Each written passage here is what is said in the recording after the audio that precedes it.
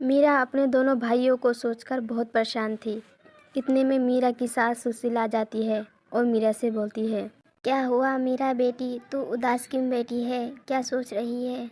कुछ नहीं माँ जी, बस मैं यही सोच रही हूँ, जब से मेरी शादी हुई है मेरे भैया और भाभी तो फ़ोन ही नहीं करते और ना है बुलाते हैं। पहले तो मेरा बहुत ख्याल रखते थे। जब से मेरी शादी हुई है मैं यहाँ आई हूँ तब से मेरे भाई तो मुझे फ़ोन करके भी नहीं पूछते। मीरा बहू, ऐसा कुछ नहीं है, क्या मालूम तुम्हारा मन का वहम हो ये। तुम पहले नज़रों के सामने रहती थी ना, तो इसलिए एहसास नहीं होता था। आज तुम दूर हो इसीलिए तुम्हारा दिमाग इस बात पे जा रहा है। हाँ माँ जी, शायद ऐसी हो सकता है। ऐसा करो मीरा बहू, तुम 2-3 दिन के लिए अपने मैके चली जाओ, अपने भाइयों से मिल लेना, तुम्हारा मन सही हो जाएगा। हाँ माँ जी, ये बात सही है, 2-3 दिन रुक आती हूँ। मीरा बिना फ़ोन किए अपने मैके पहुंच जाती है। वहां जाकर देखती है घर में ताला लगा होता है। अरे भैया भाभी कहाँ गए? यहाँ पे तो ताला लगा हुआ है। ये सब लोग कहाँ गए होंगे? ऐसा करती हूँ यहीं इंतज़ार करती हूँ। कुछ देर बाद मीरा के पास वाली आंटी आ जाती हैं और मीरा से बोलती हैं, मीरा बेटी यहाँ ठंड बहुत हो रही है, चलो अंदर चलो। ये बताओ भैया और भाभी का आपको कोई मालूम है, कहीं गए हैं क्या ये लोग? हाँ मीरा बेटी, पर तुझे नहीं बताया तेरे भैया और भाभी ने? तेरे दोनों भैया बाहर विदेश गए हैं। छोटू का बर्थडे है ना, इसलिए वो बाहर विदेश में मनाएंगे। इन लोगों को तो आने में 1 महीना लग ही जाएगा। आंटी की ये बात सुनकर मीरा को बहुत बुरा लगता है और मीरा मन में सोचती है, मेरी शादी के बाद भैया और भाभी इतने बदल जाएंगे, मैंने कभी सोचा नहीं था। जब मेरी शादी थी तो भैया भाभी कितना रोते थे कि पैसे नहीं हैं, हम तेरी शादी कहाँ से करें, और लोन लेके शादी करने को बोल रहे थे।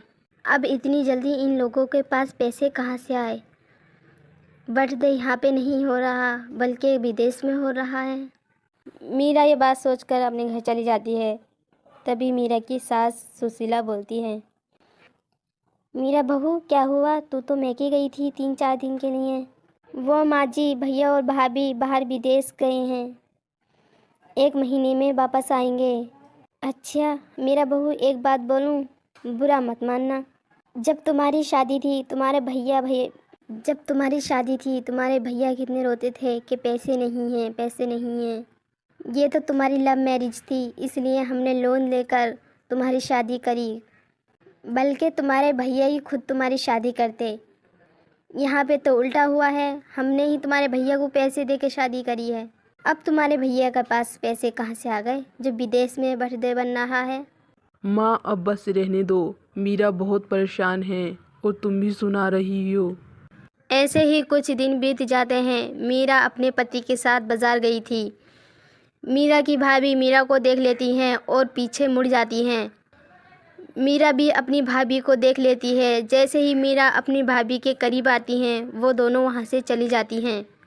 मीरा को अपनी भाभी के ये बर्ताव देखकर बहुत बुरा लगता है और वे दोनों घर आते हैं। रास्ते में मीरा के बाबा के पुराने दोस्त मिलते हैं और मीरा को सारी बात बता देते हैं।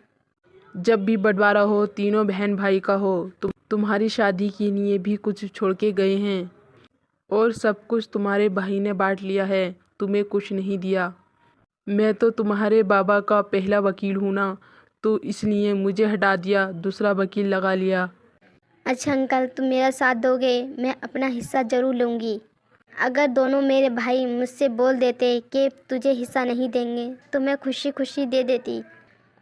उन्होंने मेरे साथ धोखा किया है, अब मुझे अपना हिस्सा लेना है। अंकल तुम मेरे साथ देना। फिर वो वकील अंकल मीरा का साथ देते हैं और वो अपना हिस्सा ले लेती है और अपने भैया से बोलती है, मैं आज बहुत शर्मिंदा हूँ जो मैंने अपने भैयों से हिस्सा लिया है, नहीं तो मैं नहीं लेती कभी हिस्सा, पर तुम मुझे धोखा ना देते तो। और आज से तुम्हारा और मेरा रिश्ता नहीं है, ख़त्म हो गया। नहीं मीरा, हम तो पैसे के लालच में आ गए थे, हमें माफ़ कर दे। मीरा के दोनों भाई माफ़ी मांगते हैं पर मीरा माफ़ नहीं करती और वहाँ से चली जाती है। पैसों की लालच की वजह से दोनों भाइयों ने बहन का भी रिश्ता खो दिया था। अब दोनों भाई ज़िंदगी भर पछताते रहते हैं।